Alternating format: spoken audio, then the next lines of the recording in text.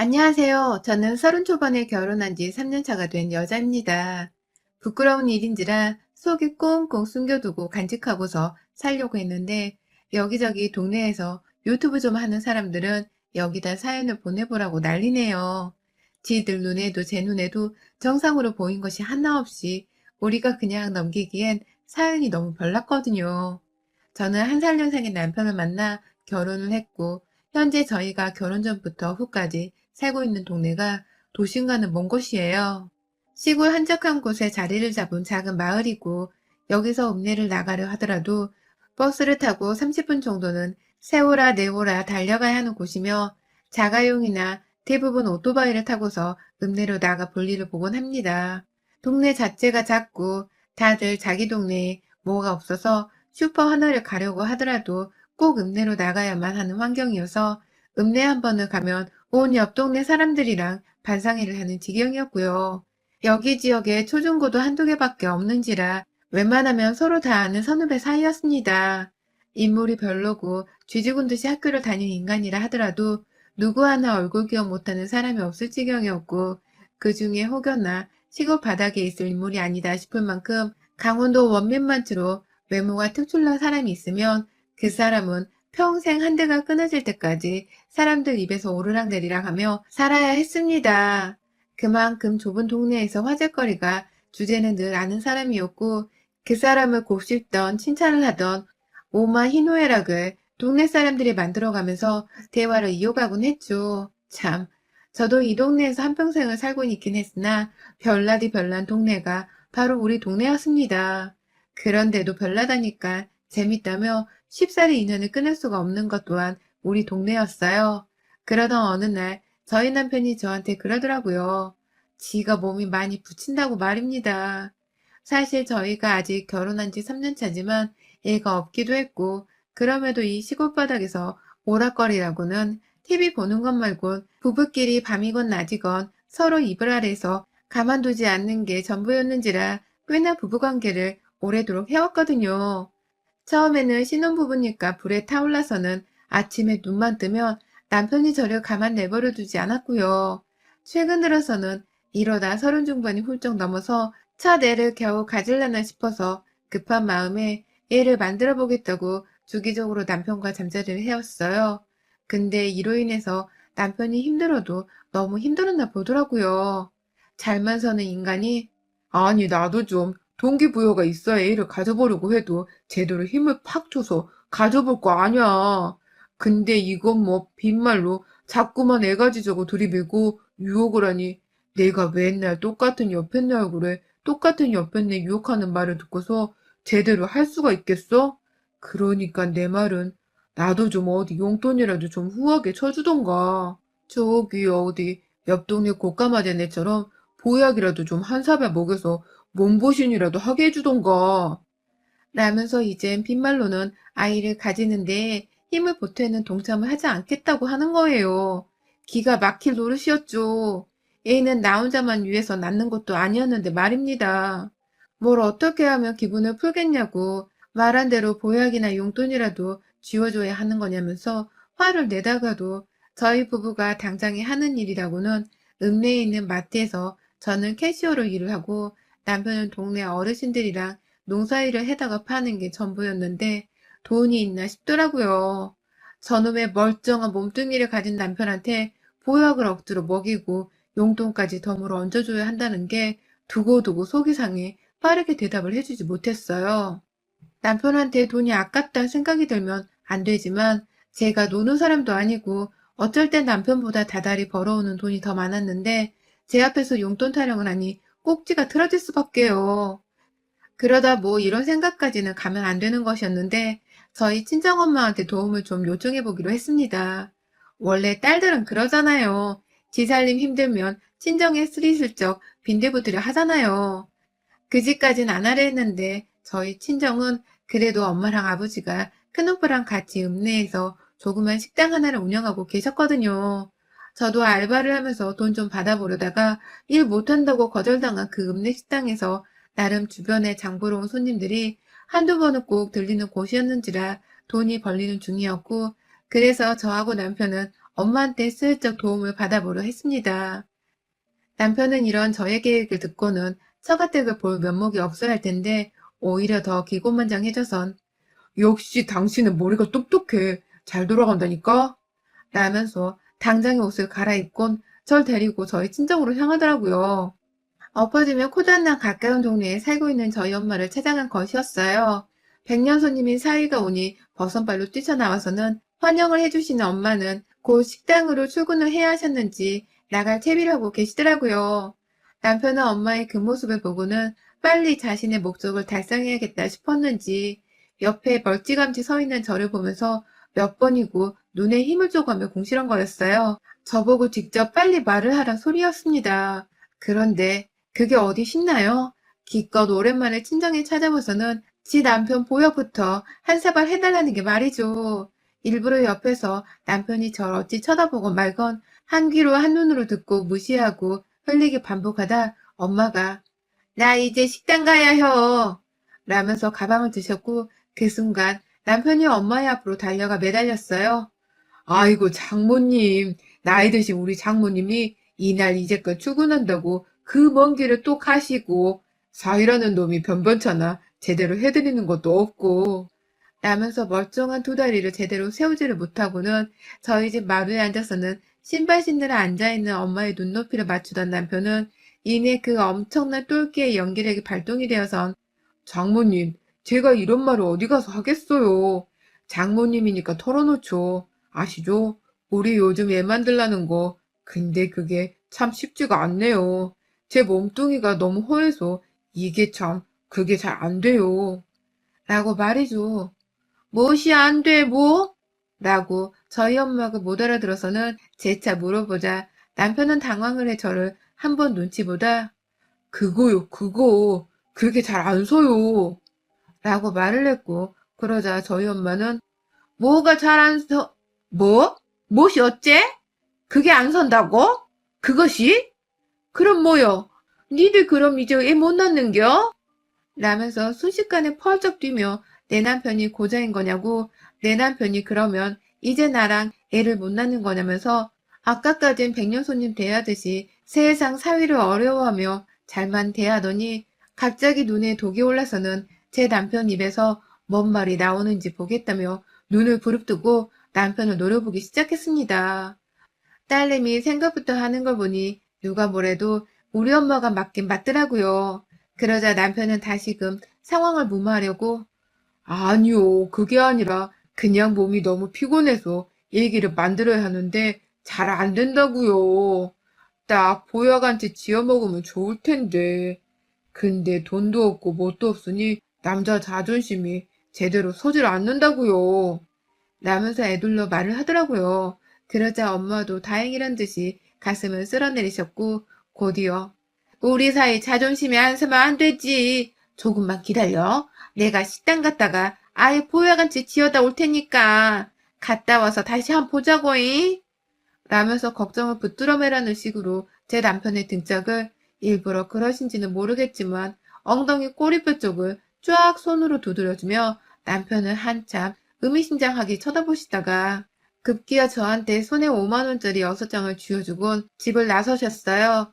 그게 엄마 지갑에 든 현금 전부였던 것 같았습니다. 왜인지 남편은 우리 엄마를 제대로 구슬린 듯 했고 제 손에 쥐어진 돈 30만 원을 보니 진짜 오늘 내로 보약이 지어지겠구나 싶더라고요.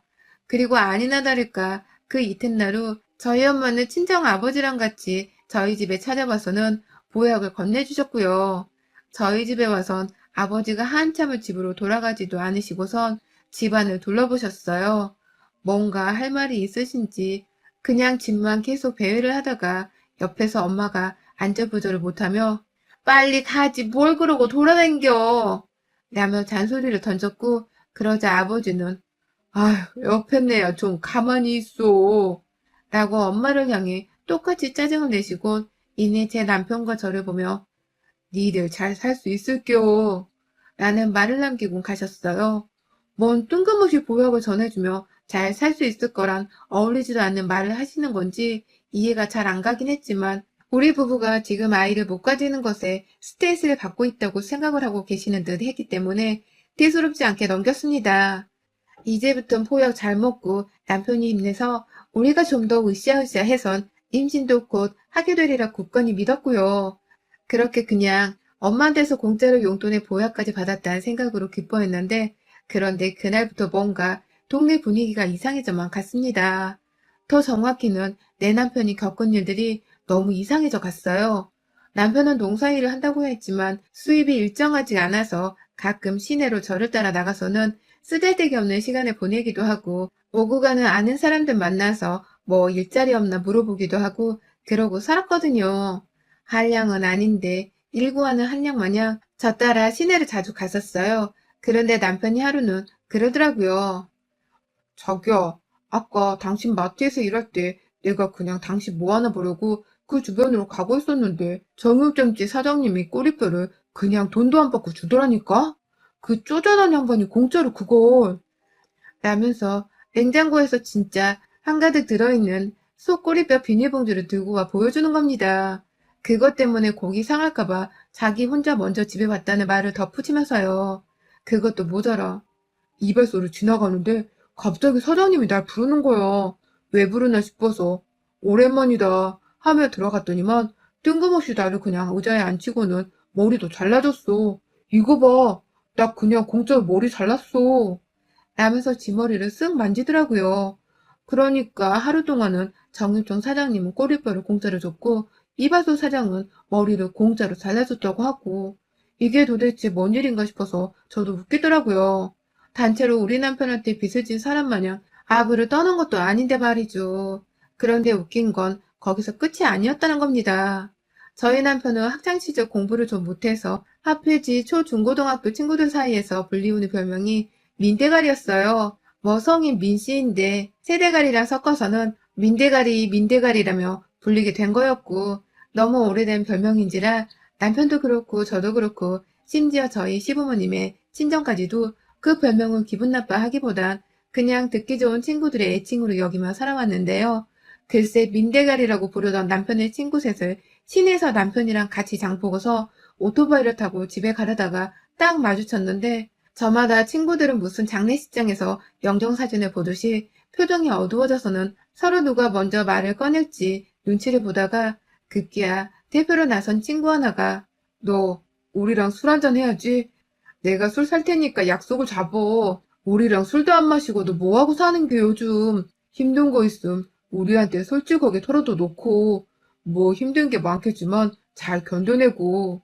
라면서 저희 남편을 걱정만 해주는 것처럼 말을 하더니 옆에서 다른 친구 하나가 술을 먹으면 안 되는 거 아니야? 안 좋을 텐데. 라며 걱정을 했고 그러자 이내 세 친구들은 모두 다 고개를 끄덕이면서 그래, 술은 안 돼. 라며 맞장구를 치다가 저희 남편 어깨를 한 번씩 토닥이고 가던 길을 갔어요. 남편은 저것들이 낮술을 해서는 헛소리를 하는구만. 마누라한테 정을 못 부지고 사니까 결혼하고 나서도 허구한 날 친구 만나 술이나 퍼마시고 앉아있지. 지들이 마누라 옆에서 잔소리 듣고 살기 힘드니까 나한테도 힘든 게 있는 줄 알고 저런다니까. 나는 마누라 하나 잘 만나서 힘든 건커녕 장모님한테도 보약을 지어받은 걸 저것들은 알란가 몰라.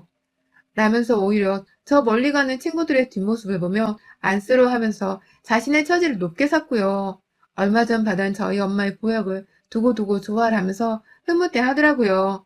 그게 마누라 덕이라고 하니 뭐 저도 기분이 너무 좋아서 그러게 저 오빠들 다 왜 저런데? 라며 또 한 번 대수롭지 않게 여기곤 집으로 돌아왔고요. 근데요, 이런 주변 사람들의 전에 없던 우리 남편을 향한 걱정, 그리고 별별 무료로 나눠주는 음식이나 서비스들이 차츰 부담스러워지고 이상해지기 시작한 건 불과 보약을 받은 지 한 달이 지나고 나서였습니다. 그날도 남편이 시내에 갔다가 급기야 동네 하나 있는 한의원에서 선생님이 우리 남편을 불러다가 점심밥을 사주면서 한약은 어때요? 몸에 잘 받는겨? 먹고 힘내야 쓸 텐디. 그거 먹는다고 서지는 않겠지만 힘내. 라면서 조언을 해줬다고 합니다. 그 말에 남편이 뭐가 서요? 라고 물어보자 한의원의 선생님은 아, 네 자존심 말이오. 자존심이 서야 할 텐디. 그건 네 마음가짐에 따른 거니께. 라면서 당황하고 멋쩍어 하듯 대답을 했다더군요. 근데 이 말은 우리 남편이 저희 엄마한테 했었던 말이었습니다. 보약 한번 받아보겠다고 오버해서 던졌던 그 말이요. 살짝 뭔가 아리송하다 싶었던 우리 남편은 내내 한의사 선생님과의 얘기를 머릿속에서 지우지 못한 채 생각을 하고 살다가 급기야 그 시내 안에서 친하게 지내던 형 하나를 우연히 또 만나게 되었는데요. 여기서 한 번 더 이상함을 감지할 쐐기가 바뀌었다고 하더군요. 글쎄 그 형이란 사람은 저도 제 초등학교 선배이고 한 동네 살던 사람인지라 정말 오랫동안 알고 지낸 사이인데요. 그간 저희 부부랑 정말 돈독하게 지내오긴 했지만 쉽사리 돈을 먼저 이유 없이 써보이거나 뭘 툭하고 사주던 사람이 아니었거든요. 그런데 갑자기 내 남편을 길거리에서 보자마자 술을 사주겠다고 인근에 있는 보쌈집으로 데려갔다는 겁니다. 거기서 보쌈 안주에다가 막걸리 2병을 턱 쏘는데 낮이었어도 이 형이 공짜 음식을 사준다고 하니 남편이 차마 거절할 수가 없어서 그 자리에서 안주에 막걸리 2병까지 의심 없이 그냥 다 받아먹었다고 해요. 그런데 술을 먹으면서 살짝 취기가 올라왔을 때 그 형이 그랬대요. 인생은 말이야, 다 그럴 때가 있는겨. 다 그런 걸 겪다가 백발노인이 되고 관에 누워 죽는겨. 너가 재수가 없어서 그런 게 먼저 왔겠지만 뭐 나한테도 곧 올 것이고 저기 저 보쌈집 사장님은 벌써 왔을지도 몰라. 다 살다 보면 차츰 그런 게 애곱이 오는겨. 그러니 힘내 동생. 네가 어쩌다 그렇게 됐을까이. 라면서 남은 막걸리를 지 속이 상한다며 입안으로 쭉 들이붓더니만 그 길로 깨꼬닥 하며 책상에 머리를 박고 쓰러졌다는 겁니다. 아주 꽐라가 되어버렸어요. 그 바람에 남편도 이게 도대체 뭔 일인가 싶기도 하고 그간 쭉 이 동네 시내에서 있었던 일들이 머릿속에 하나도 되새겨지면서 한 번쯤 따져볼 필요가 있다는 생각이 들었다고 해요. 그날 결국 사준다는 형이 불렀는데 꽐라가 된 형을 대신해 남편이 계산을 했고 지도 승질이 나선 식당 사장님께 형을 맡겨두곤 혼자 식당 밖으로 나와 거리를 걸었다고 하고요. 바로 저를 향해 마트로 찾아온 바람에 저는 마트 매니저 오빠한테 부탁을 드리고는 먼저 일을 끝마쳤습니다. 호주머니에 오토바이 키가 있는 걸로 봐선 운전을 해야만 집에 갈 수 있을 터인데 혼자서는 도저히 못 보내겠더라고요. 그래서 남편을 부축하면서 둘이서 막 남편이 오토바이 주차를 시켜놨다는 쪽으로 걷고 있었는데요. 거기가 중간에 시내시장 하나를 지나쳐야 해서 오고 가며 마주치게 된 동네 할머님들과 아줌마들이 정말 많았어요. 그런데 이 옆편네들이 정말 하나같이 우리 남편과 저를 보고서는 그냥 지나치지를 못하고선 우째하면 좋을란가. 우짠데. 저 젊은 나이에 우째 살라고 그란데. 라면서 하나같이 꽐라가 된 내 남편을 꼴에 안쓰러워 죽겠다는 듯이 한탄의 말을 뱉어내더니만 이윽고 괜찮아 그래도 돼. 그라고 살아도 살 수 있는 게 인생이여. 라면서 좌우당간 힘을 내라고 파이팅을 외치는 거예요. 이 시골 바닥에서 할머니들이 화이팅! 화이팅! 라고 말입니다. 저는 남편한테서 동네 사람들이 남편을 잘 챙겨준다는 소리를 입으로만 전해 들었지 이렇게 제 두 눈과 귀로 확인을 하는 건 처음이었습니다. 상당히 기분이 오묘하고 나쁘고 뭔가 내가 지금 모든 걸 다 이해하지 못한 듯한 꺼림직한 기분이 슬슬 들기 시작하는 와중에 저희 남편도 술에 취하다 말고 오다 가는 옆 햇네들이 자꾸만 지 걱정을 사서 해주니까 도저히 못 참겠는지 아, 좀, 그만 좀 하라고요, 좀.